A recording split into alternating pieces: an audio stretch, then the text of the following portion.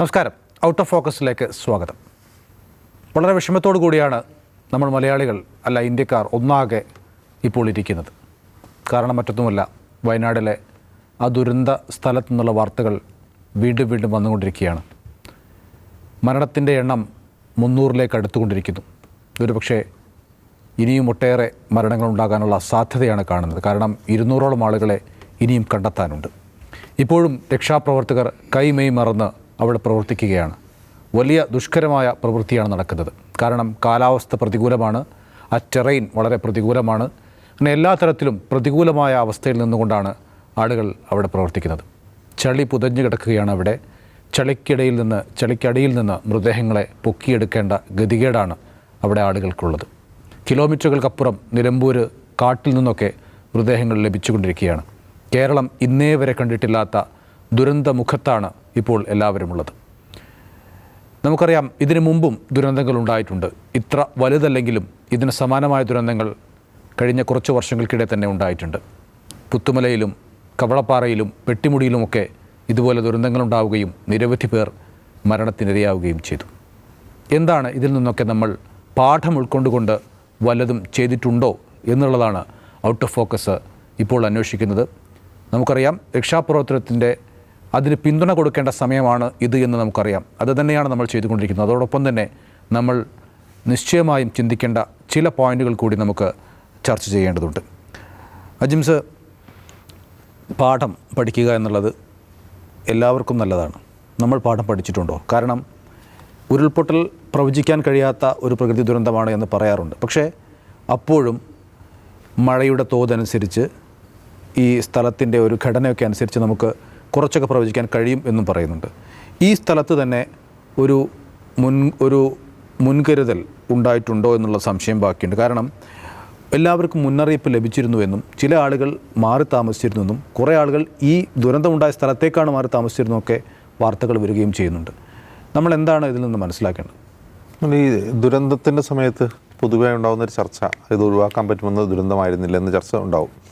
അപ്പോൾ പ്രത്യേകിച്ചും പ്രകൃതി ദുരന്തങ്ങളുടെ കാര്യത്തിൽ വരുമ്പോൾ കേരളത്തിൽ അത് വളരെ ഇൻഫ്ലമേറ്ററി ആയിട്ടുള്ളൊരു ഡിബേറ്റിലേക്ക് പോകും. അതിൻ്റെ ഒരു കാരണം എന്ന് വെച്ചാൽ കേരളത്തിന് അങ്ങനെ ഒരു പാസ്റ്റ് ഉണ്ട്. ആ പാസ്റ്റിൻ്റെ കാരണം ഈ പ്രകൃതി ദുരന്തങ്ങൾ കൂടുതലുണ്ടാകുന്ന ഒരു മേഖല എന്ന് പറഞ്ഞാൽ പശ്ചിമഘട്ട മേഖലയാണ്. പശ്ചിമഘട്ട മേഖലയുടെ എക്കോളജിക്കൽ സെൻസിറ്റിവിറ്റിയെക്കുറിച്ച് 2 റിപ്പോർട്ടുകൾ ഭരണകൂടത്തിന് മുമ്പിലുണ്ട്. ഒന്ന് ഗാഡ്ഗിൽ കമ്മിറ്റി റിപ്പോർട്ടും മറ്റൊന്ന് കസ്തൂരിരംഗൻ റിപ്പോർട്ടും. അപ്പോൾ ഈ 2 റിപ്പോർട്ടുകൾക്കെതിരെ പൊതുജനങ്ങളുടേത് എന്ന് കരുതുന്ന സമരങ്ങൾ കേരളത്തിലുണ്ടായിട്ടുണ്ട്. പൊതുജനം എന്ന് പറയുന്നവർ ഈ 2 റിപ്പോർട്ടുകളെ കുറിച്ചും തെറ്റിദ്ധരിപ്പിക്കപ്പെട്ടിട്ടുണ്ട്. അത് തെരഞ്ഞെടുപ്പ് ഫലത്തെ പോലും സ്വാധീനിച്ചിട്ടുണ്ട് കേരളത്തിൽ. അപ്പോൾ അതൊരു വലിയ ഹോട്ട് ഡിബേറ്റ് സബ്ജക്റ്റാണ്. ഇപ്പോൾ ഈ സോഷ്യൽ മീഡിയയിൽ ഇപ്പോൾ ഇറങ്ങി നടക്കുന്ന ചില വാചകങ്ങളുണ്ട്. ഗാഡ്ഗിൽ പറഞ്ഞതായി പറയുന്ന ഒരു വാചകം, അതായത് ഞാൻ നിങ്ങൾക്ക് മുന്നറിയിപ്പ് തരികയാണ്, ഈ മുന്നറിയിപ്പ് നിങ്ങൾ അവഗണിച്ചാൽ കേരളം പശ്ചിമഘട്ടം വലിയ ദുരന്തത്തിലേക്ക് പോകാൻ അധിക സമയം വേണ്ടി വരില്ല, 50-60 വർഷമൊന്നും വേണ്ടി വരില്ല, 4-5 വർഷത്തിനുള്ളിൽ അത് കാണാൻ കഴിയും. ഇത് നമ്മൾ 2018 പ്രളയകാലത്ത് ഈ ഒരു വാചകം വലിയ തോതിൽ കറങ്ങി നടന്നതാണ്. അപ്പോൾ ഗാഡ്ഗിൽ കമ്മിറ്റി റിപ്പോർട്ട് നടപ്പാക്കിയിരുന്നെങ്കിൽ പ്രളയം ഉണ്ടാകുമായിരുന്നില്ലേ എന്ന് പരിഹാസരൂപേണ അതിനോട് മറുപടി ചോദിക്കുന്ന ആൾക്കാരുണ്ട്. ഈ സമയത്ത് ഗാഡ്ഗിലും പൊക്കി പിടിച്ചുകൊണ്ട് വരുന്ന പരിസ്ഥിതിവാദികളെ ആട്ടി ഓടിക്കണം എന്ന് പറയുന്നവരുണ്ട്. ഞാൻ ചോദിക്കുന്നതൊന്നുമല്ല, എൻ്റെ പ്രശ്നം ഗാഡ്ഗിൽ കമ്മിറ്റി റിപ്പോർട്ടോ കസ്തൂരിരംഗൻ റിപ്പോർട്ടോ ഒന്നുമല്ല. ഒരു പ്രകൃതി ദുരന്തം എന്ന് പറയുന്നത്, ഒരു ഡിസാസ്റ്റർ എന്ന് പറയുന്നത് തീർത്തും ഒരു ഹോം ഇഷ്യൂ ആണ്, ഒരു ആഭ്യന്തര വിഷയമാണ്. ഒരു സംസ്ഥാനം സംബന്ധിച്ച് ഹോം ഡിപ്പാർട്ട്മെൻറ്റിൻ്റെ കീഴിൽ വരുന്ന ഒരു കാര്യമാണ്. മറ്റൊന്ന്, ഇതൊരു സംസ്ഥാന പ്രശ്നമാണ്, ഒരു സംസ്ഥാനം കൈകാര്യം ചെയ്യേണ്ട പ്രശ്നമാണ്. ഇതിൽ നമ്മൾ കേന്ദ്രം അത് ചെയ്തില്ല, കേന്ദ്രം വാണിംഗ് തന്നില്ല എന്നുള്ള ഇതിന് ആ ഒരു ആരോപണത്തിന് പ്രസക്തിയില്ല. ഇത് പൂർണ്ണമായും നമുക്കൊരു ലോ ഉണ്ട്, ഒരു ഡിസാസ്റ്റർ മാനേജ്മെൻറ്റ് അതോറിറ്റി ലോ ഉണ്ട്. ആ ലോ പ്രകാരം ഇതൊരു സംസ്ഥാനത്തിൻ്റെ ഉത്തരവാദിത്തമാണ്. ഒരു സംസ്ഥാനത്ത് ഒരു ദുരന്തം ഉണ്ടാവുകയാണെങ്കിൽ അത് കൈകാര്യം ചെയ്യുക, അതിൻ്റെ മിറ്റിഗേഷൻ മുതൽ എല്ലാ കാര്യങ്ങളും സംസ്ഥാനം ചെയ്യേണ്ട കാര്യമാണ്. അപ്പോൾ ഇപ്പോൾ ഉയരുന്ന 2018 പ്രളയകാലത്ത് ഉയർന്ന ഒരു വാദമാണ് ഇതിനൊരു ദേശീയ ദുരന്തമായി പ്രഖ്യാപിക്കണം എന്നൊരു വാദം. അന്ന് രമേശ് ചെന്നിത്തല പ്രതിപക്ഷ നേതാവാണ് അത് ആദ്യമായിട്ട് ആവശ്യപ്പെടുന്നത്. അങ്ങനെ പലരും ആവശ്യപ്പെട്ടിരുന്നത് ദേശീയ ദുരന്തമായിട്ട് പ്രഖ്യാപിക്കണം, കേന്ദ്ര ഇടപെടണം എന്നുള്ളത്. യഥാർത്ഥത്തിൽ നമ്മുടെ നിയമപ്രകാരം അങ്ങനെ ഒരു ദേശീയ ദുരന്തം എന്നൊരു വാക്ക് നിയമത്തിലേ ഇല്ല. അത് ഏതെങ്കിലും ഒരു ദുരന്തത്തെ ദേശീയ ദുരന്തമായിട്ട് പ്രഖ്യാപിക്കുക നിയമപ്രകാരം സാധ്യമല്ല. ചിലപ്പോൾ ഏതെങ്കിലും ഗവൺമെൻറ്റുകൾ പൊളിറ്റിക്കലായിട്ട് അങ്ങനെ പറയും, ഇതൊരു ദേശീയ ദുരന്തമാണ്, രാജ്യം മുഴുവൻ അതിനോടൊപ്പം നിൽക്കണം എന്നൊക്കെ ആഹ്വാനം ചെയ്യുമായിരിക്കും. പക്ഷേ നിയമപ്രകാരം ഒരു ദുരന്തവും ദേശീയ ദുരന്തമല്ല. ഒരു ദുരന്തം ദേശീയ ദുരന്തമായിട്ട് പ്രഖ്യാപിച്ചതുകൊണ്ട് പ്രത്യേകിച്ച് ആ ദുരന്തത്തിൻ്റെ പുനരധിവാസത്തിലോ നഷ്ടപരിഹാര വിതരണത്തിലോ പ്രത്യേകിച്ച് മാറ്റമൊന്നും വരാനില്ല. ഇപ്പോൾ കവളപ്പാറ ഉണ്ടായ ദുരന്തം ഒരു വലിയ ദുരന്തമാണ്. അതിന് ദേശീയ ദുരന്തമായിട്ട് പ്രഖ്യാപിച്ചുകൊണ്ട് കവളപ്പാറയിൽ പ്രത്യേകിച്ച് ഇനിയുള്ള പ്രോസസ്സിൽ ഒരു മാറ്റം ഉണ്ടാകാൻ പോകുന്നില്ല. കാരണം കേന്ദ്ര സർക്കാരിൻ്റെ കീഴിലുള്ള NDRF, കേന്ദ്ര സർക്കാരിൻ്റെ കീഴിലുള്ള ആർമി, നേവി ഒക്കെയാണ് അവിടെ വ്യോമസേന എല്ലാവരും രക്ഷാപ്രവർത്തനത്തിൽ മുൻപന്തിയിലുള്ളത്. അപ്പോൾ പാലം നിർമ്മിച്ചുകൊണ്ടിരിക്കുന്നത് ആർമിയാണ്. പിന്നെ ഇതിനുള്ള നഷ്ടപരിഹാര തുക വിതരണം എന്ന് പറഞ്ഞപ്പോൾ സംസ്ഥാനത്തിൻ്റെ കീഴിലൊരു ഫണ്ടുണ്ട്, നമുക്കറിയാം, നാഷണൽ ഡിസാസ്റ്റർ റിലീഫ് ഫണ്ട് എന്ന് പറഞ്ഞൊരു ഫണ്ടുണ്ട്. ആ ഫണ്ട് തികയുന്നില്ല. ഇപ്പോൾ ഈ ദുരന്ത നിവാരണത്തിന് അത് തികയുന്നില്ലെങ്കിൽ കേന്ദ്ര ഫണ്ടിൽ നിന്ന് ആവശ്യപ്പെടാം. കേന്ദ്രം അത് ഉചിതമായ രീതിയിൽ അനുവദിക്കും.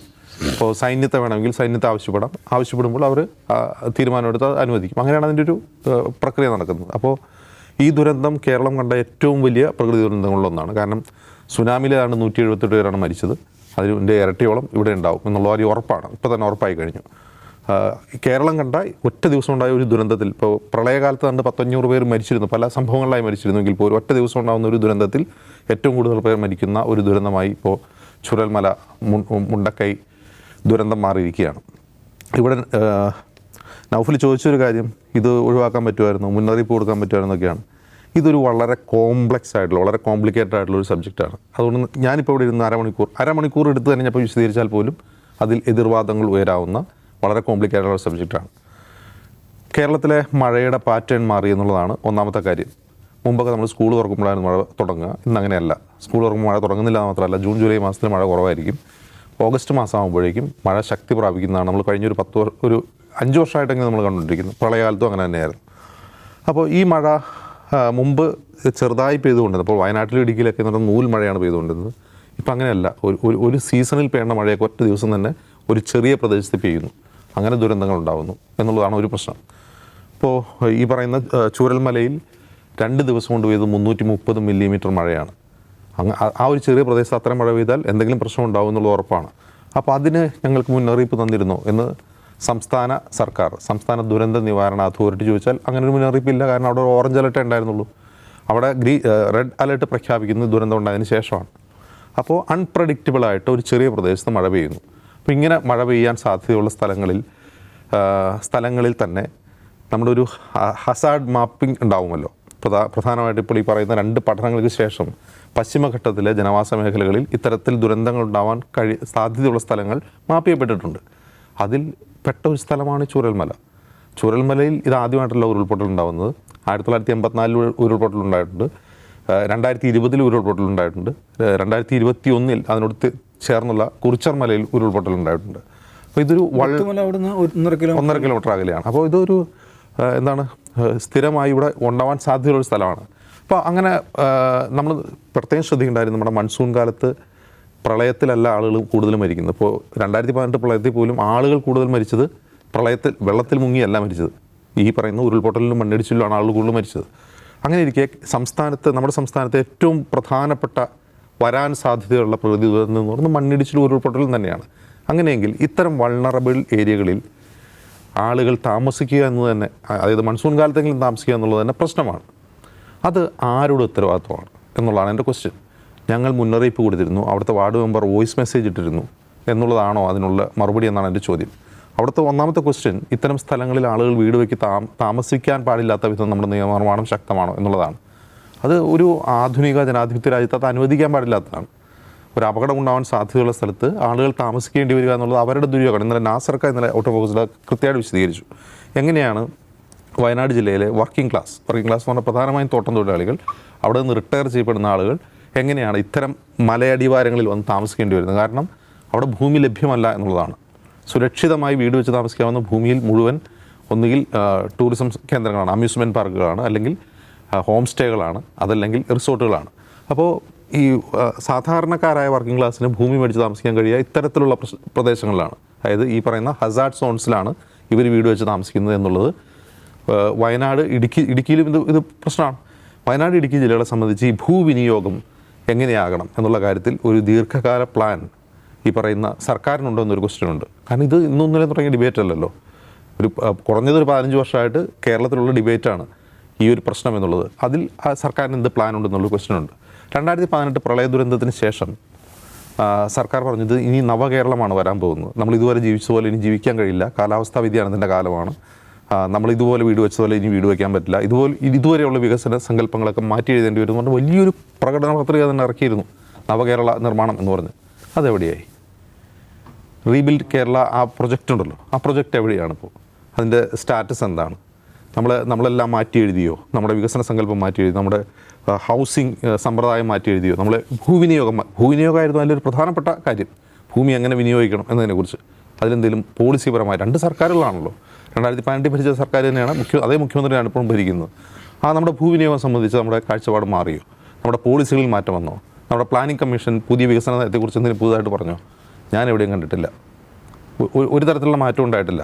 ആകെ ഉണ്ടായ മാറ്റം കെട്ടിടമുണ്ടാകുന്നുള്ള കരം പിരിക്കുന്നത് കൂട്ടി പിന്നെ അത് കുറച്ചൊന്നല്ലാതെ വീടുകൾ നിർമ്മിക്കുന്നതിനെക്കുറിച്ച് ഭൂവിനിയോഗത്തെക്കുറിച്ച് എന്തെങ്കിലും കാതലായ മാറ്റം നമ്മുടെ പോളിസിയിൽ ഉണ്ടായിട്ടേയില്ല. ഇതൊരു വീഴ്ചയാണ്. ഈ ഇങ്ങനെ വീഴ്ചയാണെന്ന് പറയുമ്പോൾ ഇപ്പോൾ ആളുകൾ മണ്ണിനടിയിൽ കിടക്കുമ്പോൾ ഇവിടെ ഇരുന്നുകൊണ്ട് പിണറായി വിജയനെ കുറ്റം പറയുന്നതല്ല അതിനർത്ഥം. അത് ഭരണകൂടത്തിൻ്റെ വീഴ്ചയാണ്. X or Y ആര് ഭരിച്ചാലും അത് ഭരണകൂടത്തിൻ്റെ വീഴ്ചയാണ്. ഇനി വേറെ ഏതെങ്കിലും സർക്കാരാണ് ഭരിക്കുന്നതിൽ ഇതിലൊന്നും മാറ്റം വരുമായിരുന്നു എന്ന് ഞാൻ പ്രതീക്ഷിക്കുന്നില്ല. രണ്ടാമത്തെ കാര്യം, നമ്മുടെ ഡിസാസ്റ്റർ സംബന്ധിച്ച് തന്നെ ഡിസാസ്റ്റർ മാനേജ്മെൻറ്റ് അതോറിറ്റി, സംസ്ഥാന ദുരന്ത നിവാരണ അതോറിറ്റി എന്ന് പറയുന്ന ഒരു സംവിധാനം നമുക്കുണ്ട്. ഈ സംവിധാനം കഴിഞ്ഞൊരു 8 വർഷത്തോളമായിട്ട് വൻ പരാജയമാണ് പല കാര്യങ്ങളിലും എന്ന് ഓഖി ദുരന്തം നമ്മൾ തെളിയിച്ചതാണ്. ഓഖി ദുരന്ത സമയത്ത് എന്താ ഉണ്ടായത്? ഓഖി എന്ന് പറയുന്ന ഒരു ചുഴലിക്കാറ്റ് കേരളത്തിലേക്ക് ആഞ്ഞടിക്കുന്നു എന്നൊരു വാണിംഗ് നമുക്ക് ലഭിക്കുന്നു, മുൻകൂട്ടി തന്നെ ലഭിക്കുന്നു. അപ്പോൾ ചുഴലിക്കാറ്റിൻ്റെ ഇതെങ്ങനെയാണ്? കന്യാകുമാരി തീരത്തോടെ വന്നിട്ട് ലക്ഷദ്വീപ് കേന്ദ്രമാക്കി ഈ ചുഴലിക്കാറ്റ് പോകും. അപ്പോൾ സാധാരണ രീതിയിൽ നോർമൽ കൊടുക്കാറുള്ള വാണിംഗ്, ഒരു ചുഴലിക്കാറ്റ് കടലിൽ വരും, ആരും കടലിൽ പോകരുത്. അതിപ്പോൾ ഏത് കാറ്റ് വന്നാലും സ്ഥിരമായി പറയാറുള്ളതാണ്, കടൽ പ്രക്ഷുബ്ധമാണ്, ചുഴലിക്കാറ്റ് വരുമ്പോൾ പോകരുതെന്ന് പറയും. അപ്പോൾ ഈ വാണിംഗ് കണ്ട ഉടനെ തന്നെ നമ്മുടേതുൾപ്പെടെയുള്ള തിരുവനന്തപുരത്തെ മാധ്യമപ്രവർത്തകർ SDMA വിളിച്ചു ചോദിച്ചു, ഇത് ചുഴലിക്കാറ്റല്ലേ, അപ്പോൾ കുറേ കൂടി ശക്തമായൊരു വാണിംഗ് ആവശ്യമില്ലേ, പ്രത്യേകിച്ച് മത്സ്യത്തൊഴിലാളികൾ കടലിൽ പോകുന്നില്ല എന്ന് ഉറപ്പുവരുത്തേണ്ടതെന്ന് ചോദിച്ചപ്പോൾ ഇത് കേരളത്തെ ബാധിക്കുന്നൊരു പ്രശ്നമല്ല, അത് ലക്ഷദ്വീപിനെ ബാധിക്കുന്നതാണ്. കാരണം ലക്ഷദ്വീപിലേക്കാണല്ലോ ചുഴലിക്കാറ്റ് പോകുന്നത്. യഥാർത്ഥത്തിൽ അവിടെ എന്താ സംഭവിച്ചത്? തിരുവനന്തപുരം, കൊല്ലം ജില്ലകളിൽ നിന്ന്, അല്ലെങ്കിൽ തെക്കൻ ജില്ലകളിൽ നിന്ന് കടലിൽ പോയ മലയാളികളായ മത്സ്യത്തൊഴിലാളികൾ ലക്ഷദ്വീപിനും കേരളത്തിനും ഇടയ്ക്കുള്ള കടലിൽ വെച്ച് മുങ്ങി മരിച്ചു. അത്രമാത്രം അമച്വറായിട്ടുള്ള ഒരു സമീപനമാണ് ഈ SDMA പുലർത്തിയതെന്ന്. പ്രളയകാലത്ത് എന്താ ഉണ്ടായത്? പ്രളയകാലത്തെ പ്രശ്നം തന്നെയായിരുന്നു. അതിനുശേഷം മാറ്റം വരുന്നുണ്ട്, പല മാറ്റങ്ങളും ഈ പ്രളയകാലത്തിന് ശേഷം വന്നിട്ടുണ്ട്. KCB ഡാം തുറന്നു വിട്ടിട്ടാണ് വെള്ളപ്പൊക്കം ഉണ്ടായത് എന്നൊരു വാദം ഉണ്ടായിരുന്നു. ആ വാദം ഉന്നയിച്ചാൽ പ്രതിപക്ഷമൊക്കെ ഉണ്ടായിരുന്നു, പലരും ഉന്നയിച്ചു. കാരണം പക്ഷേ അതിന് സർക്കാർ കൊടുത്ത മറുപടി എന്നാണ്, അങ്ങനെയല്ല, വലിയ തോതിൽ മഴ പെയ്തിട്ടാണ് പ്രളയം ഉണ്ടായതെന്ന് പറഞ്ഞു. യഥാർത്ഥത്തിൽ മഴ എവിടെയാണ് പെയ്തതെന്നാൽ അന്നത്തെ റെയിൻഫോളിൻ്റെ കണക്കെടുത്ത് നോക്കിക്കഴിഞ്ഞാൽ ഈ പറയുന്ന ഇടുക്കി, പ്രധാനപ്പെട്ട ഡാമുകൾ നിൽക്കുന്ന ഇടുക്കി, എടമലയാറ്, അങ്ങനെയുള്ള കക്കി, പൊരിങ്ങൽക്കുത്ത്, ഈ ഡാം പ്രദേശങ്ങളിൽ ഒരു മാസം അങ്ങനെ വലിയ കാര്യമായ മഴയിൽ ആവറേജ് റെയിൻഫോളിൽ മാറ്റം ഉണ്ടായിട്ടുണ്ടായിരുന്നില്ല. ഒരു പ്രത്യേക സമയത്ത് കുറച്ച് കൂടുതൽ മഴ പെയ്തു എന്നല്ലാതെ വലിയ മാറ്റം ഉണ്ടായിട്ടില്ല. യഥാർത്ഥത്തിൽ എന്താ സംഭവിച്ചു? ഇടുക്കി ഡാമിൻ്റെ പ്രശ്നം എന്തായിരുന്നു? MM മണിയും അന്നത്തെ KCB ചെയർമാനും ഇടുക്കി ഡാം സന്ദർശിച്ചുകൊണ്ട് മാധ്യമങ്ങളുടെ മുമ്പിൽ പറഞ്ഞുകൊണ്ടല്ലോ, അങ്ങനെ ഡാം പറയുമ്പോൾ തുറന്നുവിടാൻ പറ്റില്ല, ഡാം അങ്ങ് നിറഞ്ഞു നിൽക്കുകയാണ്, ഡാം അങ്ങനെ തുറന്നുവിടാൻ പറ്റില്ല, KCBയുടെ വരുമാനമാണിത്, ഇതിൽ നിന്ന് കുറേ വൈദ്യുതി ഉണ്ടാക്കാൻ എന്നാൽ പരസ്യമായിട്ട് മാധ്യമങ്ങളോട് പറഞ്ഞതാണ്. പിന്നീട് എന്ത് സംഭവിച്ചു? ഒരു അലാമിങ് സിറ്റുവേഷൻ വന്ന് ഒറ്റയടിക്ക് തുറന്നു വിട്ടു. ആ ഡാം മാത്രം, ഇടുക്കി ഡാം മാത്രമല്ല തുറന്നു വിട്ടത്, പൊരിങ്ങൽക്കുത്ത് തുറന്നു, കക്കി ഡാം തുറന്നു, ബാണാസുര ഡാം തുറന്നു, എല്ലാം തുറന്നു വിട്ടു. അപ്പോൾ ഈ ഡാമുകൾ തുറന്നു വിട്ടതുകൊണ്ടാണ് പ്രളയം ഉണ്ടായതെന്ന് പറയാൻ പറ്റുമോ? അങ്ങനെയല്ല, മഴ പെയ്തു. പക്ഷേ ഡാമുകളുടെ ഒരു എന്താണ് പറയുക, സ്ഥാപിത ലക്ഷ്യം തന്നെ ഫ്ലഡ് കൺട്രോളാണ്. ഡാമുകൾ ഉണ്ടാക്കുന്നത് ഇറിഗേഷന് വേണ്ടിയിട്ടും KCBക്ക് വൈദ്യുതി ഉണ്ടാക്കാൻ വേണ്ടിയല്ല. ഡാമുകളുടെ നിർമ്മാണത്തിൻ്റെ പ്രധാനപ്പെട്ട ലക്ഷ്യം എന്ന് പറയുന്നത് തന്നെ ഫ്ലഡ് കൺട്രോളാണ്. കൂടുതൽ മഴ പെയ്യുമ്പോൾ വെള്ളം ശേഖരിച്ചു വയ്ക്കുക, ഇനി കൂടുതൽ മഴ പെയ്യാൻ പോകുമ്പോൾ ഈ ഡാം കാലിയാക്കി ഇടുക. കാരണം ഡാമിന് ഒരേ ലെവൽ നമ്മൾ മാർക്ക് ചെയ്ത് വയ്ക്കും. അതിൻ്റെ ഏറ്റവും അടിയിലെ ഭാഗത്തൊരു ലെവൽ, പിന്നെ മീൻ MSW, full reservoir level, FRW എന്നൊക്കെ പറഞ്ഞിട്ട് ഈ ഫുൾ റിസർവോയർ ലെവൽ വരെ വെള്ളം നിലനിർത്തില്ല ഒരിക്കലും ഡാമിൽ. ഈ ഫുൾ റിസർവോയർ ലെവലിൽ താഴ്ത്തി വയ്ക്കുള്ളൂ. കാരണം കൂടുതൽ മഴ പെയ്താൽ വെള്ളം ശേഖരിക്കാൻ വേണ്ടി ആ ഭാഗം കാലിയാക്കി ഇടണം. ഇത് KCB ഡാമുകൾ പാലിക്കുന്നതായിരുന്നു. ഒരു ഡാം മാനേജ്മെൻറ്റ് മാനുവൽ KCBക്ക് ഉണ്ടായിരുന്നില്ല. അന്ന് CAG റിപ്പോർട്ട് ഉണ്ടായിരുന്നു, 2014 CAG റിപ്പോർട്ട് ഉണ്ടായിരുന്നു. അങ്ങനെ ഒരു മാനുവലില്ല, എങ്ങനെയാണ് ഡാം ഓപ്പറേറ്റ് ചെയ്യുന്നത്, ഡാം ഓപ്പറേറ്റിംഗ് മാനുവൽ ഉണ്ടായിരുന്നില്ല. അപ്പോൾ അതിനുശേഷം നിരന്തര വിമർശനം ഉയർന്നതിന് ശേഷം അതിലും പ്രധാനപ്പെട്ട കാര്യം, ആ പ്രളയമുണ്ടായ സമയങ്ങളിൽ, ആ ദിവസങ്ങളിൽ ഡാമുകളിലെ വെള്ളത്തിൻ്റെ നില രേഖപ്പെടുത്തുന്ന KCBയുടെ തന്നെ ഒരു വെബ്സൈറ്റ് ഉണ്ട്.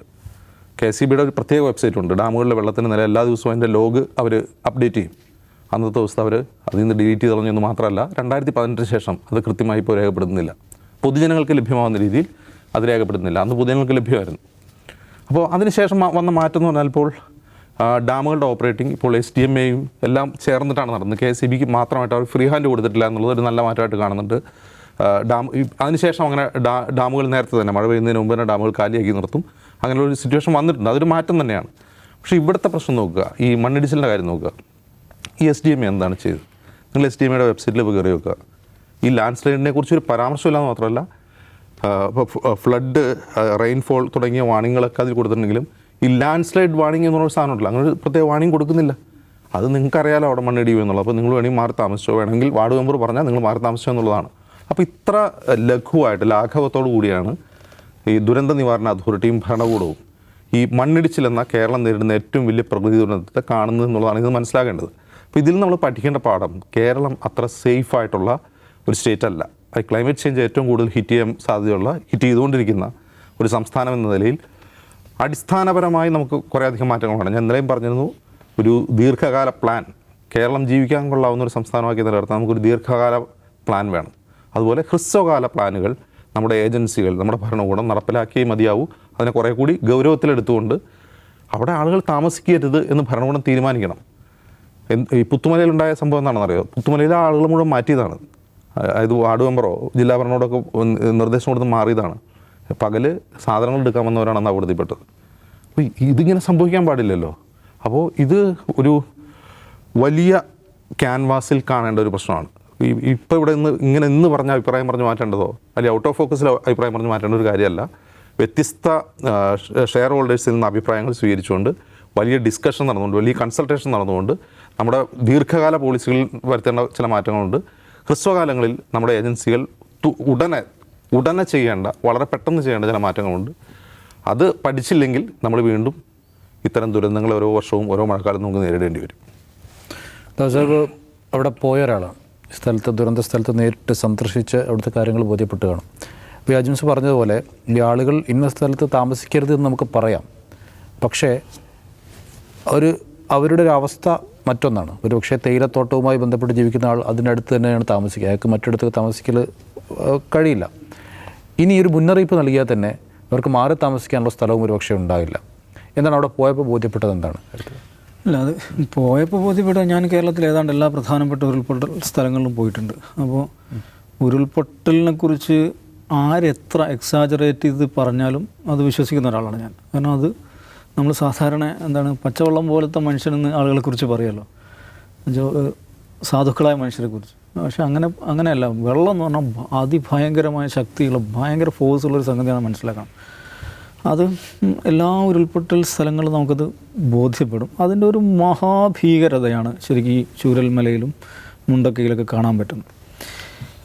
ഇപ്പം മുണ്ടക്കൈ മാറി താമസിക്കുക എന്ന് പറയുന്നൊരു സംഗതി നേരത്തെ പറഞ്ഞിരുന്നാൽ പോലും ഈ ചൂരൽമലയിലെയും മുണ്ടക്കയിലെയും ഇപ്പോൾ അപകടത്തിൽപ്പെട്ട വീട്ടുകാർ മാറി താമസിക്കുമെന്ന് എനിക്ക് തോന്നുന്നില്ല. കാരണം ഒരു വൈൽഡ് കാൽക്കുലേഷനിൽ പോലും ഇവിടം വരെ വെള്ളമെത്തും എന്ന് സങ്കല്പിക്കാൻ പറ്റില്ല. അപ്പോൾ ഒരാൾ പോയി പറയുകയാണ് അവരോട്, നിങ്ങളിവിടെ നിൽക്കരുത് എന്ന്. അതിൻ്റെ ലാസ്റ്റ് റോളുള്ള ഒരു വീട്ടുകാരനോട് പറയാമെന്ന് വിചാരിക്കുക, അയാളത് വിശ്വസിക്കില്ല. കാരണം ഒന്നാമത് ഈ പുഴ എന്ന് പറയുന്നുണ്ടല്ലോ നോഫല്, പുഴയല്ല, ഒരു ചെറിയ അരുവിയാണ്. എത്രയോ അകലത്ത് നിൽക്കുന്ന ഒരു അരുവി. അത് ഇവിടെ എൻ്റെ വീട് എടുത്തുകൊണ്ട് പോകും എന്ന് വിചാരിക്കാൻ കഴിയില്ല. അതുകൊണ്ടാണ് ചൂരൽമലയിൽ ഒരു അസാധാരണമായൊരു സംഭവമായിട്ട് നമുക്ക് കാണാൻ പറ്റുള്ളൂ. കാരണം ഇത്രയും വിസ്തൃതിയിൽ ഇതിങ്ങനെ മാന്തി മറിച്ചിട്ട് പോവുക എന്ന് പറയുന്ന സംഗതി ഉണ്ടല്ലോ, അത് സങ്കല്പിക്കാൻ കഴിയില്ല. അതുകൊണ്ട് ഞാൻ പറയുന്നത് ദുരന്ത മുന്നറിയിപ്പ് നൽകിയിരുന്നെങ്കിൽ രക്ഷപ്പെട്ടെന്ന് പറയുന്നത് പോലും ചൂരൽമലയുടെ കാര്യത്തിൽ, ഈ പറയുന്ന മുണ്ടക്കൈയുടെ കാര്യത്തിൽ പൂർണ്ണമായി ഫലവത്താവുമെന്ന് എനിക്ക് തോന്നുന്നില്ല. കാരണം ഒരാൾ വിശ്വസിക്കില്ല. പിന്നെ വെച്ചാൽ വളരെ നല്ല അടച്ചുറപ്പുള്ള വീടുകളാണ്. സാധാരണ പലപ്പോഴും ഇത്തരം ദുരന്തങ്ങളിൽ പെടാറ് ചെറിയ വീടുകളിൽ, ലയങ്ങളിൽ, പാടികളിലൊക്കെ താമസിക്കുന്ന ആളുകൾ. ഇവിടെ അങ്ങനെയല്ല. സാമാന്യം നല്ല വീടുകൾ, ഇരുനില വീടുകൾ, ഇതൊക്കെയാണ് അപകടത്തിൽപ്പെട്ട് നല്ലൊരു ശതമാനം. അപ്പോൾ അതുകൊണ്ട് ഇതൊരു അസാധാരണമായിട്ടുള്ളൊരു പ്രതിഭാസമാണ്. ദുരന്ത നിവാരണം എന്ന് പറയുന്നത്, ദുരന്ത നിവാരണം എന്ന വാക്ക് ശരിയായ വാക്കാണെന്ന് എനിക്ക് അഭിപ്രായമില്ല. കാരണം ഇത്തരം ദുരന്തങ്ങൾ സമ്പൂർണ്ണമായി ഇല്ലാണ്ടാക്കുക എന്ന് പറയുന്നത് മനുഷ്യ സാധ്യമായ ഒരു കാര്യമല്ല എന്ന് ഞാൻ വിശ്വസിക്കുന്നത്. അതിൽ എന്താ പറയുക, ദൈവികമായ ഒരു ഇടപെടൽ കൂടുതലൊരു കാര്യമാണ്. മിറ്റിഗേഷൻ എന്ന് പറയുന്ന കാര്യം, ദുരന്ത ലഘൂകരണമാണ് നമുക്ക് സാധിക്കുക. അപ്പോൾ ഈ ദുരന്ത ലഘൂകരണത്തിനാണ് ഈ പറയുന്ന ശാസ്ത്രീയമായ മുന്നറിവുകൾ ഉണ്ടാവുക. ആ മുന്നറിവുകൾ വെച്ച് മുന്നറിയിപ്പുകൾ നൽകുക, സാധ്യമായ സംവിധാനങ്ങൾ ഒരുക്കുക എന്നുള്ളത്. അതേക്കുറിച്ച് ആലോചിക്കുമ്പോഴാണ് നമ്മൾ ചെയ്യേണ്ട കാര്യങ്ങൾ ചെയ്തിട്ടുണ്ടോ എന്ന് പറയുന്ന ഒരു ആത്മപരിശോധന നടത്തേണ്ടത്. അതേക്കുറിച്ച് അജിംസ് കുറച്ചധികം സംസാരിച്ചു. അപ്പോൾ നമുക്ക് എന്തെല്ലാം ഏജൻസികളുണ്ട്. SDMA എന്ന് പറയുന്ന സ്റ്റേറ്റ് ഡിസാസ്റ്റർ മാനേജ്മെൻറ്റ് അതോറിറ്റി ഉണ്ട്. അതിന് കീഴിൽ എന്ന് പറയാവുന്ന തരത്തിൽ ജില്ലാ ഡിസാസ്റ്റർ മാനേജ്മെൻറ്റ് അതോറിറ്റി ഉണ്ട്. SCOC ഉണ്ട്, state emergency operation centre. SCOC എന്ന് പറഞ്ഞൊരു സംവിധാനമുണ്ട്. ഈ SCOCക്ക് കീഴിൽ DEOC ഉണ്ട്, ഡിസ്ട്രിക്ട് എമർജൻസി ഓപ്പറേഷൻ സെൻറ്റർ ഉണ്ട്. ഇപ്പം TEOC കൂടെ വരണം എന്ന് വെച്ചിട്ടുണ്ട്. എല്ലാ താലൂക്കുകളും വന്നിട്ടുണ്ടെന്ന് അറിയില്ല. Taluk emergency operation centre. അപ്പോൾ അത് ഇപ്പോൾ SDMAയുടെ വെബ്സൈറ്റിൽ ഇങ്ങനെ സംഭവം അറിഞ്ഞിട്ടില്ലെന്നാണ് പറയുന്നത്. SDMAയുടെ മെമ്പർ സെക്രട്ടറി ഹെഡ് സയൻറ്റിസ്റ്റ് എന്ന് പറഞ്ഞിട്ടൊരു അതിൻ്റെ തലപ്പത്ത് ഒരാൾ ഇരിക്കുന്നുണ്ട്. കഴിഞ്ഞ എനിക്ക് തോന്നുന്നു 5-6 വർഷമായി ശേഖർ കുര്യാക്കോസ് എന്ന് പറഞ്ഞിട്ടുള്ള കഴിവുള്ള ഒരു സയൻറ്റിസ്റ്റാണ് ആ സ്ഥാനത്തിരിക്കുന്നത്. ഞാൻ വ്യക്തിപരമായി പറയുകയില്ല, അദ്ദേഹം ആത്മപരിശോധന നടത്തേണ്ട ഒരു കാര്യമുണ്ട്. അദ്ദേഹം ഈ കസേരയിൽ വന്നതിന് ശേഷം കേരളത്തിൽ എന്തോരം ദുരന്തമുണ്ടായി, എത്രയധികം ദുരന്തമുണ്ടായി. ഈ നിലക്കുള്ള ദുരന്തത്തിന് ശേഷം ദുരന്തത്തിന് ശേഷം ദുരന്തം. ഈ കസേരയിലിരിക്കുന്ന മനുഷ്യൻ, അദ്ദേഹത്തിൻ്റെ കോൺട്രിബ്യൂഷൻ എന്താണ്? ഏത് ഡിസാസ്റ്റർ മിറ്റിഗേഷനുമായി ബന്ധപ്പെട്ട്, ദുരന്ത നിവാരണവുമായി ബന്ധപ്പെട്ട് ഞാൻ പറയില്ല, ദുരന്ത ലഘൂകരണവുമായി ബന്ധപ്പെട്ട് എന്ത് കോൺട്രിബ്യൂട്ട് ചെയ്തു? ഇത് അദ്ദേഹത്തെ അപ്പോയിൻറ്റ് ചെയ്ത ആളുകൾ, അദ്ദേഹത്തിൻ്റെ മേലെയുള്ള പൊളിറ്റിക്കൽ ലീഡർഷിപ്പ് ആലോചിക്കേണ്ട ഒരു കാര്യമാണ്. ഇതിന് കീഴിൽ എല്ലാ ജില്ലകളിലും ഞാൻ പറഞ്ഞു ഡിസ്ട്രിക്ട് ഡിസാസ്റ്റർ മാനേജ്മെൻറ്റ് അതോറിറ്റി ഉണ്ട്, DEOC ഉണ്ട്, ഡിസ്ട്രിക്ട് എമർജൻസി ഓപ്പറേഷൻ സെൻറ്റർ ഉണ്ട്. ഇവർക്കെല്ലാം കൃത്യമായ അപ്ഡേറ്റ്, ഡെയിലി അപ്ഡേറ്റ് നൽകാൻ ഹസാർഡ് അനലിസ്റ്റ് എന്ന് പറഞ്ഞൊരു പോസ്റ്റുണ്ട്. എല്ലാ ജില്ലകളിലും ഒരു ഹസാർഡ് അനലിസ്റ്റ് ഉണ്ട്. സർക്കാർ ശമ്പളം കൊടുത്ത് നിശ്ചയിച്ചിരിക്കുകയാണ്. ഈ ഹസാർഡ് അനലിസ്റ്റ് ആ കസേരയിലിരിക്കുന്ന ആൾ എന്താണ് ചെയ്യുന്നത്? അദ്ദേഹം എല്ലാ ദിവസവും ബ്രീഫിംഗ് നടത്തുന്നുണ്ടോ? ആ ബ്രീഫിങ്ങിൽ എന്താണ് ഉള്ളത്? ഇവർ ഫീൽഡ് സർവേസ് നടത്തുന്നുണ്ടോ? ഫീൽഡ് വിസിറ്റുകൾ നടത്തുന്നുണ്ടോ? ആ നിലക്കുള്ളൊരു അന്വേഷണം നടക്കണ്ടേ? അത് ഈ പറയുന്ന ഹെഡ് സയൻറ്റിസ്റ്റ് പറഞ്ഞു തരുന്നത് അപ്പടി കേൾക്കുക എന്നതിലപ്പുറം ഇത്രയും കാലം ഈ ഹെഡ് സയൻറ്റിസ്റ്റ് എന്താണ് ചെയ്തുകൊണ്ടിരുന്നത്? ഏത് നിലക്കുള്ള ഒരു മുന്നറിവാണ് നമുക്ക് തന്നിട്ടുള്ളത് എന്നതിനെക്കുറിച്ചുള്ള ഒരു അന്വേഷണം, അത് ഗുരുതരമായി ഗൗരവപ്പെട്ട കാര്യമാണ്. കാരണം ഇത്രയധികം ഏജൻസികളുണ്ട്. ഈ ഏജൻസികളെല്ലാം നിരവധി സ്റ്റാഫുകളുണ്ട്. അവർക്കെല്ലാം നമ്മുടെ നികുതി പണത്തിന് ശമ്പളം കൊടുത്തുകൊണ്ടിരിക്കുന്നുണ്ട്. അപ്പോൾ കൃത്യം പറയാൻ കഴിയണം. ഇത്ര സെൻറ്റിമീറ്റർ മഴ പെയ്യും നാളെ എന്ന് ഒരു സാമാന്യ പ്രസ്താവന നടത്തിയതുകൊണ്ട് ജനങ്ങൾ മാറിപ്പോകാനൊന്നും പോകുന്നില്ല. ഇന്ന ലൊക്കാലിറ്റികൾ, ഇന്ന റീജിയനുകൾ അത് കുഴപ്പമാണ്, ഈ ദിവസങ്ങളിൽ അവിടെ താമസിക്കരുത് എന്ന് താമസിക്കരുതെന്ന് കൃത്യമായ മുന്നറിയിപ്പ് കൊടുക്കുക. എന്നിട്ട് അവർ മാറി താമസിക്കണം എന്ന് പറയുക മാത്രമല്ല, അതിനുള്ള സംവിധാനം ഉണ്ടാക്കണം. എന്നതിന് ശേഷവും അവർ മാറി താമസിക്കാൻ സന്നദ്ധമാകാതിരിക്കുകയും അവർ ദുരന്തത്തിൽപ്പെടുകയും ചെയ്താൽ ഓക്കെ, സർക്കാരിന് വേണം കൈയൊഴിയാം. പക്ഷേ ആ നിലക്കുള്ള കൃത്യം, ഇന്ന ലൊക്കാലിറ്റിയിൽ, ഇന്ന വാർഡിൽ, ഇന്ന ജിയോഗ്രഫിയിൽ ഇന്ന് ഹസാർഡ് സംഭവിക്കാനുള്ള സാധ്യതയുണ്ടെന്ന് ഒരു ഹസാർഡ് അനലിസ്റ്റിന് പറയാൻ സാധിക്കുന്നില്ലെങ്കിൽ പിന്നെ ഈ സംവിധാനത്തിന് കൊണ്ട് എന്താ കാര്യം? അങ്ങനെ പ്രശ്നമുണ്ടല്ലോ. അല്ലെങ്കിൽ പിന്നെ നമ്മൾ ചെയ്യുന്നവർ വരുന്നതെല്ലാം വരാം. ഇപ്പോൾ ചെയ്യുന്നത് പോലെ നമ്മളെല്ലാവരും ഒത്തുചേർന്ന് പണിയെടുക്കുക, ആളുകളെ രക്ഷപ്പെടുത്താൻ ശ്രമിക്കുക, ഡെഡ് ബോഡികൾ കണ്ടെത്താൻ ശ്രമിക്കുക. ഇതല്ലല്ലോ ഉത്തരവാദപ്പെട്ട ഒരു ഭരണകൂടം അല്ലെങ്കിൽ ഭരണകൂട സംവിധാനങ്ങളൊന്നും ഉണ്ടാവേണ്ട കാര്യം എന്ന് പറയുന്നത്. അപ്പം അത് ശാസ്ത്രീയമായ രീതിയിൽ ഉണ്ടാവുന്നില്ല എന്നുകൊണ്ടാണ് ദുരന്ത ലഘൂകരണം എന്ന് പറയുന്ന നമുക്ക് സാധ്യമായൊരു കാര്യം അത് ചെയ്യുന്നില്ല എന്നുള്ളതാണ്. അപ്പോൾ ഈ പറഞ്ഞ ഇത് ഒരു ദുരന്തമുഖത്ത് സംസാരിക്കേണ്ട കാര്യമാണെന്ന് വെച്ചാൽ ദുരന്തമുഖത്ത് അത് ഗൗരവത്തിൽ സംസാരിക്കണം. ഓഫ് കോഴ്സ് ഈ സന്ദർഭത്തിൽ പലതരം തിയറീസ്, വാദങ്ങൾ, കാര്യങ്ങളൊക്കെ വരും. ഏറ്റവും പ്രധാനം അജിംസ് പറഞ്ഞ പോലെ ഈ പറയുന്ന പരിസ്ഥിതിവാദികളുടെ ഭാഗത്തു നിന്ന് വരുന്ന പലതരം റെസ്പോൺസ് ഉണ്ടാവും. അത് നമ്മൾ കാണണം. പക്ഷേ അതേസമയം നമ്മൾ മനസ്സിലാക്കേണ്ട കാര്യം, കേരളം കണ്ട ഏറ്റവും വലിയ പ്രളയം എന്ന് പറയുന്നത് 1924 പ്രളയമാണ് അല്ലേ? അന്ന് ഈ പറയണമായിട്ട് റിസോർട്ടുകളില്ല, ക്വാറി മാഫിയയില്ല, ടിപ്പർ ലോറിയില്ല, ടോറസ് വണ്ടിയില്ല, JCB ഇല്ല, ഹിറ്റാച്ചി ഇല്ല. ഇതൊക്കെയാണല്ലോ ഈ കുഴപ്പമുണ്ടാക്കുമെന്ന് പറയുന്നത്. അതൊന്നും ഇല്ലാത്ത 24-ലാണ് കേരളം കണ്ട ഏറ്റവും വലിയ പ്രളയം ഉണ്ടായത്. ഈ പാരിസ്ഥിതികമായ ഒരു ബോധത്തിൽ നിന്നാണ് നമ്മൾ പുഴകളിൽ വാരൽ നിരോധിച്ചത്. നമ്മൾ മനസ്സിലാക്കണം, ഈ മണൽ വാരൽ നിരോധിച്ച ശേഷം എന്താ ഉണ്ടായത്? ചെറിയ മഴ പെയ്യുമ്പോഴേക്ക് ഈ തീരപ്രദേശങ്ങളിൽ, പുഴയോര പ്രദേശങ്ങളിൽ പെട്ടെന്ന് വെള്ളപ്പൊക്കം ഉണ്ടാകും. എന്തുകൊണ്ടാണ് അങ്ങനെ സംഭവിക്കുന്നത്? മണൽ വാരാത്തത് കൊണ്ട് ഈ പറയുന്ന പുഴയുടെ ക്യാരിയിങ് കപ്പാസിറ്റി കുറയുന്നു. അതാലോചിച്ച് നോക്കുക. അങ്ങനെയാണ് മണൽ വാരണ്ട എന്ന് നമ്മൾ വെച്ചത് എന്തുകൊണ്ടാണ്? ഒരു പാരിസ്ഥിതികമായ ഒരു ബോധത്തിൽ നിന്ന്. അത് മണൽ വാരാതിരിക്കുമ്പോൾ എന്ത് സംഭവിക്കുന്നുണ്ട്? ദീർഘകാലം മണൽ വാരാതിരിക്കുമ്പോൾ എന്ത് സംഭവിക്കുന്നുണ്ട്? പുഴയുടെ ക്യാരിയിങ് കപ്പാസിറ്റി കുറയുകയും വെള്ളം എങ്ങോട്ട് പോകുന്നു? പുറത്തേക്ക്, ഈ ജനവാസ മേഖലകളിലേക്ക് അങ്ങോട്ട് പോകുന്നു. ഇങ്ങനെയും പ്രശ്നങ്ങൾ. അപ്പോൾ പാരിസ്ഥിതികമായ ഈ പറയുന്നത് സോക്കോൾഡ് പാരിസ്ഥിതിക അവബോധം അല്ലെങ്കിൽ പാരിസ്ഥിതികമായ ഒരു സംഗതി കൊണ്ട് മാത്രം ഇത് പരിഹരിക്കും, അല്ലെങ്കിൽ ഈ എന്താണ് മനുഷ്യൻ്റെ ദുരമൂത്ത കയ്യേറ്റം എന്നൊക്കെ പറയുന്നില്ലേ, ഈ മനുഷ്യൻ്റെ ദുരമൂത്ത കയ്യേറ്റം കൊണ്ട് മാത്രം സംഭവിക്കുന്ന അത് വളരെ എന്താണ് ഒരു മിനിമലിസ്റ്റ് അപ്രോച്ചാണ്. കാര്യങ്ങളെ ചെറുതായി കാണുന്ന ഒരു സമീപനമാണ്. അപ്പോൾ അത് എഗൻ ഇത് ഏതെങ്കിലും നിലക്ക് കുറ്റപ്പെടുത്തേണ്ട ഒരു സമയമല്ല, പക്ഷേ ആത്മപരിശോധന നടത്തേണ്ട സമയമാണ്. നമ്മുടെ സംവിധാനങ്ങൾ, നമ്മളുടെ തന്നെ പൊതുഖജനാവിൽ നിന്ന് പണം ചെലവഴിച്ച് ഉണ്ടാക്കിയുള്ള നിരവധിയായിട്ടുള്ള സംവിധാനങ്ങളും വലിയ ഉദ്യോഗസ്ഥ വൃന്ദവും നമുക്കുണ്ട്. ഈ ദുരന്ത ലഘൂകരണവുമായി ബന്ധപ്പെട്ട് അവരെന്താണ് ഇക്കാലം അത്രയും ചെയ്തുകൊണ്ടിരുന്നത്, അവരെന്താണ് ചെയ്യുന്നത് എന്നതിനെക്കുറിച്ച് ഗൗരവപ്പെട്ട ആത്മപരിശോധന നടക്കുക തന്നെ വേണം. ദുരന്തം നടക്കുമ്പം ഇങ്ങനെയൊന്നും പറയുന്നതെന്ന് പറയുന്ന ഒരു അർത്ഥമില്ല. വളരെ നിഷ്കൃഷ്ടമായിട്ടുള്ള ആത്മപരിശോധന, ആത്മവിചാരണ നടക്കണമെന്ന് തന്നെയാണ് ഞാൻ പറയാം. യെസ്, അത് തന്നെയാണ് നമുക്ക് പറയാനുള്ളത്. അതായത് ദുരന്തമുഖത്ത് ഇത് പറയാനാകുമോ എന്ന്, ഇത് പറയാൻ പറ്റുമോ എന്നുള്ള ചോദ്യത്തിന് പ്രസക്തിയില്ല. കാരണം ഇത് പറയേണ്ടത് ഇപ്പോൾ തന്നെയാണ്. കാരണം ഇനിയും ഒരു മുണ്ടക്കൈ ആവർത്തിക്കാതിരിക്കാൻ കവളപ്പാറ ആവർത്തിക്കാതിരിക്കാൻ നമുക്ക് എന്ത് ചെയ്യാനാകുമെന്നുള്ള ഗൗരവമുള്ള ആലോചന നടക്കേണ്ടതുണ്ട്. അത് പ്രാവർത്തികമാക്കേണ്ടതുണ്ട് എന്ന് തന്നെയാണ് പറയാനുള്ളത്.